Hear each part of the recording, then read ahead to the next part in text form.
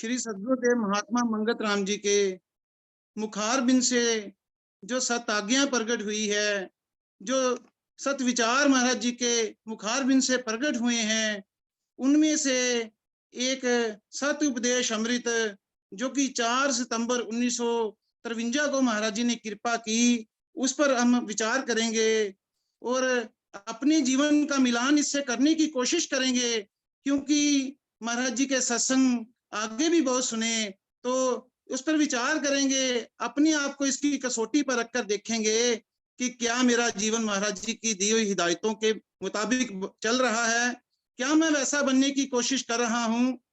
क्योंकि गुरुमुख तो मैं तभी कहलाने के लायक होऊंगा जब मेरा मुख गुरु की तरफ होगा, जब मैं गुरु की हिदायतों को अपने जीवन में धारण करूंगा।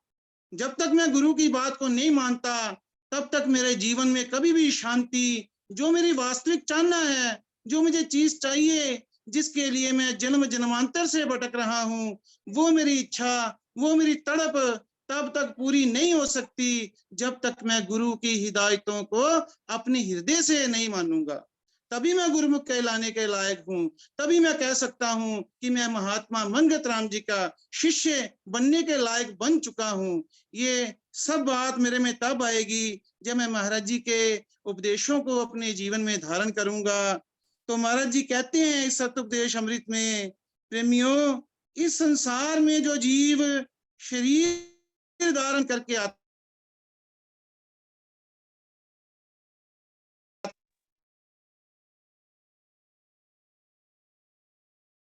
लेकर आता है और सुख के समान जमा करने के लिए दौड़ धूप शुरू कर देता है। गुरुदेव कहते हैं, इसको ये जो शरीर मिला है, इसके स्वभाव के जेरे असर मिला है, और उसी स्वभाव के जेरे असर ये आगे उस शरीर में भी यत्न करना शुरू कर देता है। जो कमी इसके पिछले शरीर में पूरी नहीं हुई, जिसको पूरा करते करते इसने सारा जन्म गवा दिया, इसी चोले में भी आकर वही काम इसने करना शुरू कर दिया और सुख के समान जमा करने के लिए दौड़ धूप शुरू कर देता है। उस वक्त ये नहीं जानता कि तमाम सुख दुख का रूप है। महापुरुष से समझा रहे हैं कि ये जितने भी सुख हैं, ये जो संसार के जो तुझे फल जो मीठे और सुहावने लग रहे हैं, ये असल में दर्दनाक हैं, ये दुख का रूप हैं, तेरी पीड़ा का कारण बनेंगे। ये तुझे एक ब्रह्म में पड़ गया है। इसे दूर करने के लिए महापुरुष कहते हैं कि प्रेमियों, रोजाना सत्संग में आया करो। सत्संग में आकर तुम्हें यह पता चलेगा, जो महाराज जी बात कह रहे हैं कि ये जो कुल संसार है, ये सब संसार मिथ्या है, नाशवान है, इससे प्रीति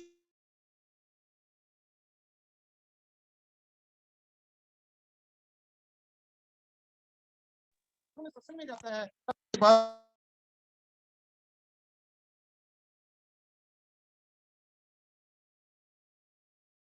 दुख है। ये जितने भी सुख जिन्हें हम भोग रहे हैं, इसका अंत दुख पे खत्म होता है। ये दुख का रूप है, अपने साथ इनके पीछे दुख छिपा हुआ है। वह देखता है कि उससे पहले इस भाग्य दुनिया में बहुत लोग आ चुके हैं और उनको इस दुनिया में अपनी अपनी उम्र के अनुसार काफी तजुर्बा है और वह सब अपने सुखों को एकत्र करने के लिए बेताब हैं। ये जितने भी शरीरधारी जीव नजर आ रहे हैं, सब के सब दिन से लेकर रात तक, रात को भी चैन नहीं है, रात हिर्स के अंदर कायम रहती है कि किसी तरह मुझे इस दुनिया से सुख प्राप्त हो जाए। लेकिन इसको ये पता ही नहीं कि जो चीज यहाँ है ही नहीं। गुरुदेव कह रहे हैं कि कोई वस्तु यहाँ है ही नहीं जो तुझे शांति दे सकती है। यहाँ का हर सामान तो तेरे दुख और रंज को बढ़ाने वाला है। ये बात इसको समझ नहीं आ रही और वह सब अपने सुखों को एकत्र करने के लिए बेताब हैं और अपनी मूर्खताई में बेताबी से संसार में दौड़ लगाए हुए हैं कि कैसे भी करके मुझे सुख प्राप्त हो जाए। ये विचार ही नहीं करते कि अपनी जद्दोजहद यानी कोशिश शुरू करने से पहले उन तजुर्बाकार लोगों की राय ले लेनी चाहिए या उनसे पूछना चाहिए, उनके तजुर्बे से फायदा उठाएं। उन्हें दरियाफ्त करना चाहिए कि इतनी उम्र तक जो उन्होंने सुख की तलाश की है, क्या इनसे उनकी तसल्ली हो गई। गुरुदेव कहते हैं उनसे भी जो महापुरुष हुए हैं वो भी इसे कह रहे हैं कि अपने जीवन में तू पिछले जो सुख भोग चुका है उनसे तू सबक ले सकता है कि उनको भोगने के पश्चात तेरी क्या अवस्था रही। अगर तुझे दुनियावी भोगों में शांति, इस भौतिकवाद में तुझे शांति प्राप्त होनी होती तो आज तुझे, तेरे अंदर बहुत सामान पड़ा है, आज के लिए भी पड़ा है, आने वाले कई वर्षों के लिए तेरे अंदर यूज करने को सामान पड़ा है, अगर उनमें शांति होती तो आज तेरा जीवन शांत होता। लेकिन हो क्या रहा है, इसके उल्ट हो रहा है। ये जो सामान है इसका, जितनी भी इसकी दौड़ है भौतिकवाद के प्रति, ये इसके दुख को बढ़ा रही है, इसके प्यास को बढ़ा रही है, लेकिन इसे इस बात की समझ नहीं आ रही। तो आगे महाराज जी कहते हैं कि क्या इनसे तुझे तसल्ली मिल गई है? अगर नहीं हुई तो उन्होंने तमाम सुखों को नामुकम्मल और ना तमाम महसूस किया। तो इस जीव को शुरू से इस शरीर के सुखों से विराग हो जाना चाहिए। कहते हैं कि इस जीव को शुरू से इस शरीर के सुखों से विराग हो जाना चाहिए। जरा गहरी नजर से देखो तो मालूम होगा कि सब लोग आखिर उस दुनिया के से हाथ मलते हुए बिना लक्ष्य की प्राप्ति किए चल दिए।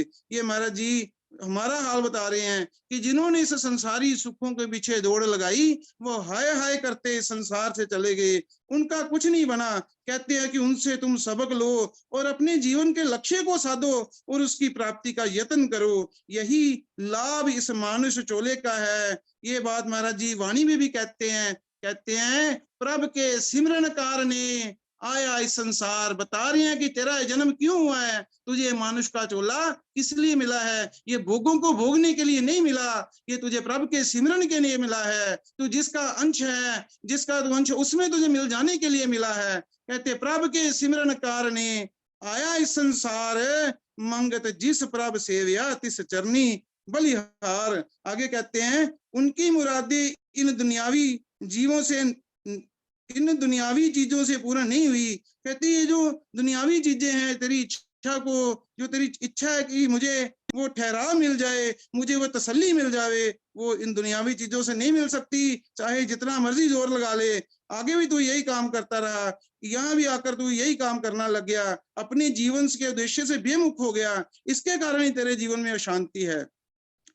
आखिर तमाम जीव, क्या अमीर, क्या गरीब, क्या आलम, क्या जाहिल, क्या राजा, क्या भिखारी, सब ही पछताते हुए गए। कहते जितने भी यहाँ पर जीव आए हैं, चाहे वो किसी भी संसारी स्थिति में हो, चाहे वो अमीर हो, चाहे वो गरीब हो, अगर वो ईश्वर के साथ नहीं जुड़े, अगर वो गुरु के साथ नहीं जुड़े, शब्द के साथ नहीं जुड़े, तो उनके जीवन में कभी भी शांति आ ही नहीं सकती। सबके सब पछताते हुए इस संसार से गए। सच्ची खुशी किसको हासिल, किसी को हासिल नहीं हुई, किसी को भी यहाँ तसल्ली नहीं मिली। ज्यों ही उम्र 50 से ऊपर होती है, इंद्रियां जवाब देने लग जाती है। जब शरीर जर्जर होने लगता है तो तब बड़ा ही उन्हें दुख लगता है, इंद्रियां जवाब देने लगती है। उस वक्त एहसास होता है कि इच्छाएं तो खत्म ही नहीं हुई, ये शरीर खात्मे पर पहुंचा जा रहा है। इस देखा देखी में सब लोग एक ही रास्ते पर चले जाते हैं, सब लोग एक दूसरे को देखा देखी इसी रास्ते पर चले जा रहे हैं। यही अज्ञान है, यही ही माया है। आगे कह रहे हैं कि सत्संग में आने का ये फायदा है प्रेमी, सत्संग में आने का ये फायदा है कि जीव सत्य असत्य का विचार करे, जीव सत्य और असत्य का विचार करे, सत्य विचार द्वारा जीवन के सिद्धांतों का निर्णय करे। सत्संग में से ये फायदा मिलता है कि सत्संग में आकर इसकी बुद्धि बलवान होती है, इसके अंदर जो विवेक की ताकत है वो जागृत होती है, जिससे ये अपने सही और गलत को पहचान कर सकता है। तब इसे पता चलता है कि सार वस्तु क्या है और असार क्या है, तब असली मायने में संसार का स्वरूप इसके सामने आता है। तब इसे अपनी मूर्खताई, अपनी नादानी पर इसे एहसास होता है कि मैंने जिनको सुख रूप समझकर, जिनके पीछे मैं मर रहा था, जिनके पीछे मैं दौड़ रहा था और अपने जीवन के उद्देश्य से मैं गाफिल था, मुझे पता ही नहीं था कि मेरा ये जन्म किस लिए हुआ। ये इसे तब समझ आती है जब ये सत्संग में जाता है, तब इसका विवेक जागृत होता है, तब इसे जीवन का लक्ष्य समझ आता है कि मेरा ये जीवन जो है वो किसी खास मकसद के लिए मुझे मानुष का चोला मिला है। एक किस्सा है, आगे एक उदाहरण देके महापुरुष समझाते हैं कि एक जमींदार बाहर से घर आया तो उसके सिर पर पगड़ी बंधी, बंधी हुई ना थी, यानी वह सिर से नंगा था। पुराने जमाने में मौत के मौके पर लोग सिर नंगा करते थे। पुराने जमाने में मौत के मौके पर लोग सिर नंगा करते थे।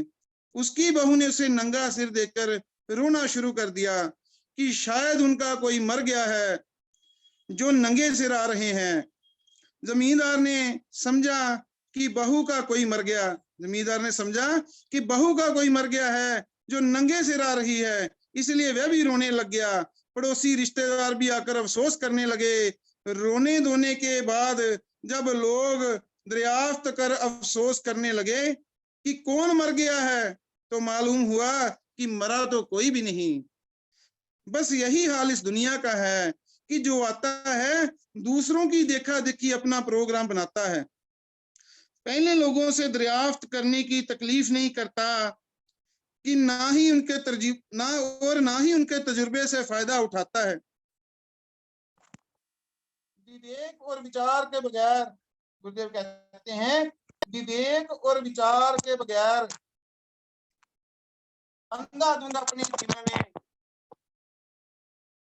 विवेक और विचार के बगैर अंधाधुंध अपने जीवन की इच्छाओं को फैलाता है और उनकी पूर्ति के लिए दौड़ता है। कर्म चक्कर, काल चक्कर को बिल्कुल समझने की कोशिश ही नहीं करता। जितने कर्म करता है खुद गर्जी में आकर अनित्य पदार्थों को इकट्ठा करने का यत्न करता है और उनमें सुखों की तलाश करता है, मगर हर सुख के बाद दुख की ठोकर खाता है। मिसाल के तौर पर एक गरीब आदमी सड़क पर चलता हुआ किसी धनी आदमी को मोटर में सवार देखता है। कहते हैं कि एक गरीब आदमी जब वो सड़क पर चलता है तो किसी अमीर आदमी को जब वो मोटर पर सवार देखता है, कार में सवार देखता है, तो उसके मन में फौरन ये ख्याल दौड़ जाता है कि ये कितना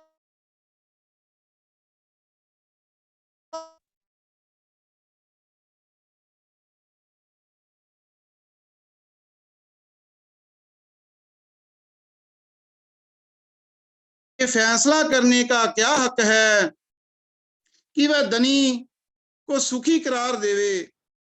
यही उसकी मूर्खता है।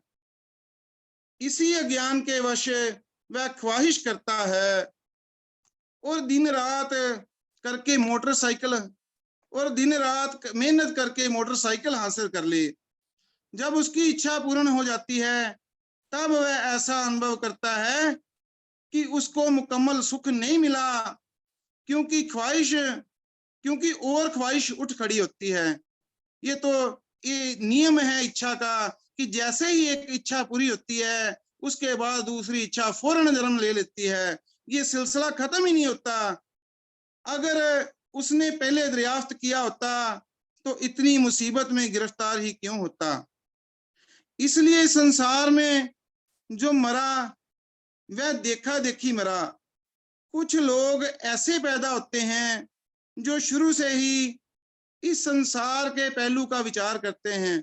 कुछ लोग जिनमें पहले से कुछ जागृति होती है, उनको पहले से ही संसार के असली हालात का पता होता है कि यह क्या मंजर है। उन्हें ही सदगुरु पीर अवतारों के, जो शुरू से इस संसार के हर पहलू पर विचार करते हैं, उन्हें ही सतगुरु पीर अवतारों के नाम से पुकारा जाता है।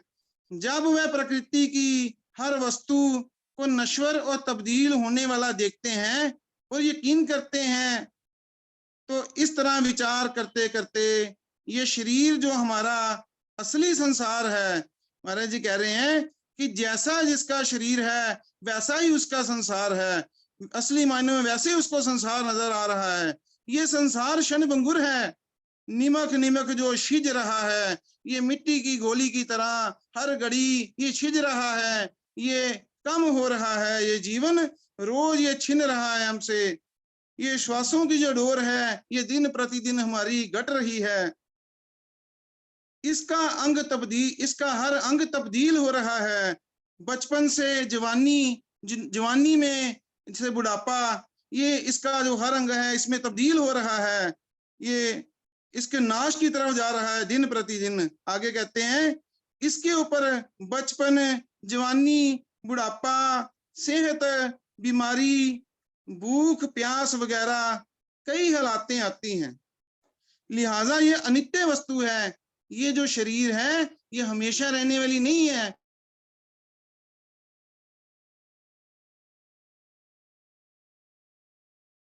प्राप्त हो जाएगा।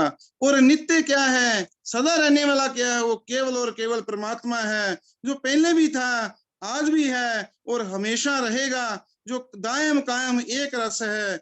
उसकी ओर बढ़ने के लिए गुरुदेव कह रहे हैं, ये खुद नाम कमल, ये खुद नाम कमल है। ये जो संसार है ये नाम कमल है, ये शरीर भी नाम कमल है। इसके सुख कभी, इसको शांति, ये पूरे नहीं हो सकते। इसके मुतालिक तमाम साधन और सुख भी नाम कमल है। जितने भी इसके सुख हैं वो सब के सब नाम कमल हैं। इसलिए ये हकीकी तसल्ली नहीं दे सकते। जो चीज खुद ही स्थायी नहीं है वो स्थायी शांति कैसे दे सकती है।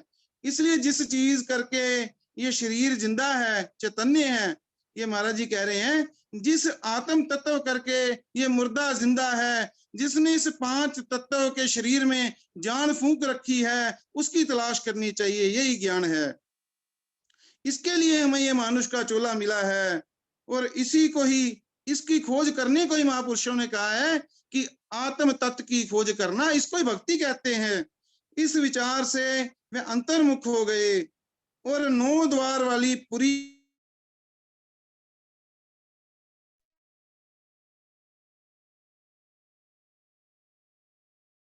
जो प्रकाश ही प्रकाश है, यानी आत्मा है, उसको वैसा ही अनुभव किया, जहां ज्ञान भी मुकम्मल हुआ और बुद्धि भी लीन हो गई। ऐसी ठंडक मिली जिससे तमाम ख्वाहिशें काफूर हो गई।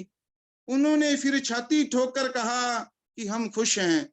खुश कौन है? जो उस मालिक में मिल गए, जिन्होंने उस मालिक को खोजने की कोशिश की, वो खुश हैं। उन्हें ही सच्ची तसल्ली मिल सकती है संसार में, वरना इस संसार की कोई भी चीज, गुरुदेव कहते हैं, इसको तसल्ली नहीं दे सकती। कहते हैं बजाय शांति के यहाँ का हर समान इसको रंज और गम के देने वाला है। ये महाराज जी ने इसको बात कही है और आगे हिदायत भी दी है कि अगर जीव इन दुनियावी भोगों से अपना मुख मोड़ ले तो सच्ची खुशी के दरवाजे इसके लिए हमेशा के वास्ते खुले हैं। आगे कहते हैं, यानी सब जीवों के हृदय में एक ज्वाला सुलग रही है। ये जितने भी शरीर, ये जीव जो देखने में आ रहे हैं, सबके अंदर एक ज्वाला झुलस रही है, जिससे 5 रो यानी किरणें निकल रही हैं। वह 5 रो यानी काम, क्रोध, लोभ, मोह, अहंकार की किरणें हैं। अब महाराज जी ने ये जो हमें 5 नियम बतलाए हैं, असल में ये 5 तीर हैं जिनके जरिए हमने एक एक विकार का नाश करना है। जैसे जैसे जीव इन नियमों पर, इन सत हिदायतों पर दृढ़ होता जाता है, वैसे वैसे ही इसके अंदर ये जो विकार है उनकी कमी होती जाती है। एक समय ऐसा आता है जब ये अति ही दृढ़ हो जाता है तो इसके अंदर तमाम विकारों का नाश हो जाता है और ये इसको अपने अंदर उस परम ज्योति का साक्षात्कार हो जाता है। हर जीव में 5 विकारों में एक विकार प्रबल रूप में प्रकट होता है। कहते हैं हर जीव में इन 5 विकारों में से एक विकार प्रबल होता है। अब जिस जीव की लोभ रूपी अग्नि प्रचंड होती है, जिस जीव की लोभ रूपी अग्नि प्रचंड होती है, उसे दिन भी चैन नहीं, उसे रात में भी चैन नहीं आता। धन पदार्थों के लोभ में, उनके जमा करने में और जमा किए हुए में, उनकी हिफाजत में ही दिन रात मशगूल रहता है, उनकी हिफाजत में ही दिन रात लगा रहता है। इनका सही इस्तेमाल नहीं करता और चिंता में रहता है कि कहीं ये कम ना हो जाएं या गुम ना हो जाएं या चोरी ना हो जाएं। इसी चिंता में वो दिन रात काट देता है। कोई दान वगैरह मांगे तो कौड़ी तक नहीं देता। बाल बच्चों के मुंह में अपने तमाम फर्ज भूल जाता है। उनके लिए मकान, दुकान, सामान वगैरह परम धर्म जानता है, उसके जीवन का लक्ष्य यही होता है कि खाओ पियो और मौज करो। अपनी असली लक्ष्य से वो गाफिल होता है और अपना धर्म क्या जानता है कि ये संसारी भोगों को एकत्रित करना ही अपना परम धर्म जानता है। लेकिन ज्यों ही जरा अवस्था प्राप्त होती है, कहते हैं ज्यों ही बुढ़ापा आता है, वही घर वाले पग पग पर अपमान करते हैं। ये आम हमारे जीवन में ये बातें देखने में आ रही है कि बड़ा हम ठेकेदार बनते हैं जिस घर के, तो उसी घर के बरामदे में बाहर मंजी बिछा देते हैं। और जब बुजुर्ग खांसी करते हैं तो उनकी खांसी से भी परेशानी होती है कि रात को तो ये सोने नहीं देते, बड़ा परेशान करते हैं, घर से बाहर निकाल देते हैं। अगर खुदा करके मौत हो जावे तो फौरन शमशान ले जाते हैं, फौरन शमशान लेकर जला देते हैं। तमाम कमाई यहीं की यहीं रह जाती है, सारी उम्र मोह की आग में जलता रहता है। सारी उम्र ये जीव मोह की आग में जलता रहता है और आखिरकार अपने चित्त की अग्नि में जल जाता है। यही हाल बाकी विकारों का भी है। इसलिए संतों ने फरमाया है कि ये दुनिया एक सफर है। महापुरुष कहते हैं कि ये समझने की कोशिश करो कि ये दुनिया एक सफर है, तुम यहाँ एक मुसाफिर हो, यहाँ ठेकेदार ना बनो, अपने सफर को समझो। गुरुदेव कहते थे, प्रेमी जागो, क्यों अपने सफर को लंबा कर रहा है, अपने लक्ष्य को पहचानो और उसकी ओर बढ़ने की कोशिश करो। आज समय मिला है, आज हालात अनुकूल हैं, कल को शायद तुम्हारी सेहत खराब हो जाए, तुम्हारा शरीर जवाब दे जाए, तो फिर तुमसे वो ईश्वर की बंदगी ना बन पड़े, उसकी बनाई हुई जीव सृष्टि की सेवा तुम ना कर पाओ। क्योंकि महापुरुष कहते हैं केवल यही दो साधन हैं जो तेरा कल्याण कर सकते हैं। उस ईश्वर की प्राप्ति के मार्ग में केवल ये दो साधन हैं जो तुझे उस ईश्वर तक पहुंचा सकते हैं। तेरी जो इच्छा है अखंड शांति की प्राप्ति, उसको ही पूरा कर सकते हैं। महापुरुष कहते हैं ये जीव रूपी पक्षी के वो दो पंख हैं, सेवा और सिमरन, जिनके जरिए उड़ान भरकर अपनी मंजिल को पा सकता है। आगे कहते हैं जिन्होंने ये मुकाम नहीं जाना वही 5 विकारों की अग्नि में गिरफ्तार रहकर सारी उम्र तकलीफ बर्दाश्त करते रहते हैं। ये जो 5 विकारों की अग्नि है उसमें कहते हैं गिरफ्तार रहकर सारी उम्र वह जलते रहते हैं, अशांत रहते हैं। अंदर तिजोरियां भरी पड़ी हैं, गाड़ियां बड़ी से बड़ी हैं, कोई दोते नातों में भी कमी नहीं है, लेकिन मन में जो शांति की इच्छा है वो पूरा नहीं हो सकती, क्योंकि जगह ही गलत है। जहां सुख है ही नहीं वहां सुख खोजने की कोशिश कर रहा है। इसे अपनी मूर्खताई का पता ही नहीं चलता। श्री सद्गुरुदेव महात्मा मंगत राम जी ग्रंथ श्री समता विलास में एक वचन फरमाते हैं, उसमें महाराज जी ने यह भी बताया कि इस जीव को चाहिए क्या और इसके दुख का कारण क्या है, उसका भी हम विचार करेंगे। कहते हैं इस दुनिया में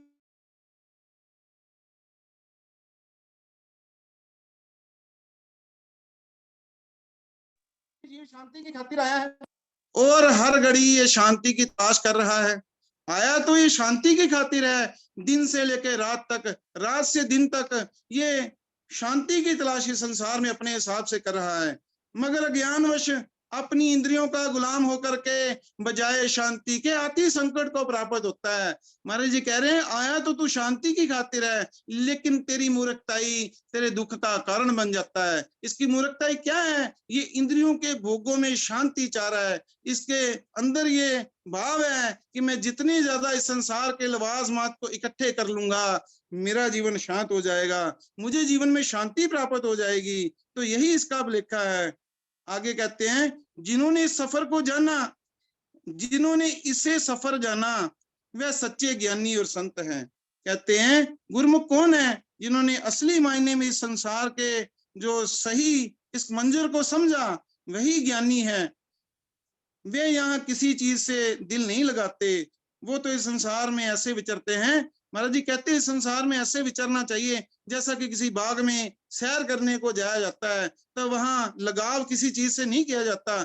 ऐसी महापुरुषों ने हिदायत दी है कि अगर इस संसार में सुख चाहते हो तो ऐसा भाव बनाकर चलो कि मेरा इस संसार में कोई नहीं है, ये जितने भी मुझे संबंध, मुझे रिश्ते नाते मिले, ये मेरा फर्ज है, मैंने अपना फर्ज पूरा करना है। ऐसा भाव बनाकर इस संसार में विचरो। कहते हैं रहो जग में रखो सुरत गगन में, जग में ऐसे रहो, जग में रखो सुरत गगन में, रंगो अपने मन को भक्ति के लगन में। ऐसा भाव बनाकर इस संसार में विचरोगे तो जीवन में सुख ही सुख को प्राप्त करोगे। बल्कि हमेशा अपने मुकाम पर निगाह रखते हैं, अपनी जिंदगी में खुद ही उस मुकाम पर जा पहुंचते हैं और दूसरों को भी वहां पहुंचने की तलकीन यानी शिक्षा देते हैं।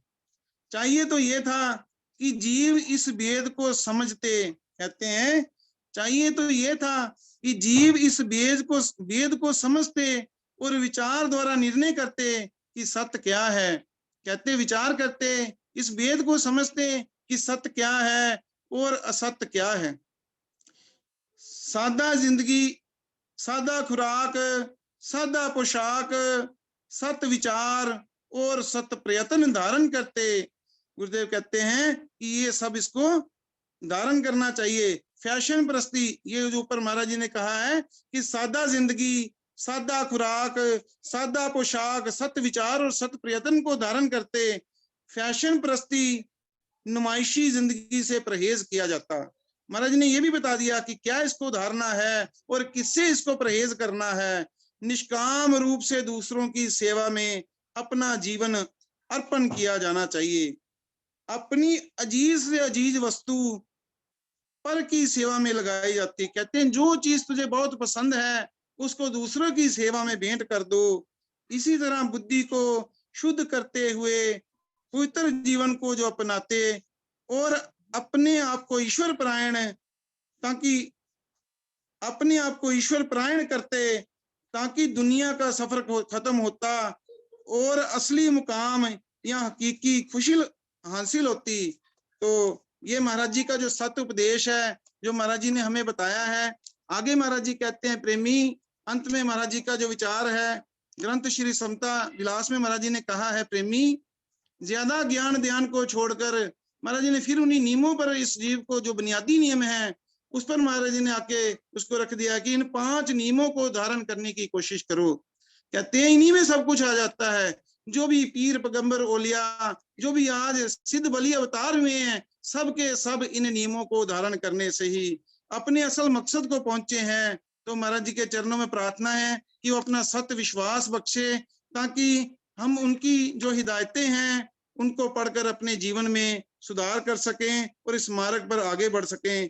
ओम ब्रह्म सत्यम सर्वाधार।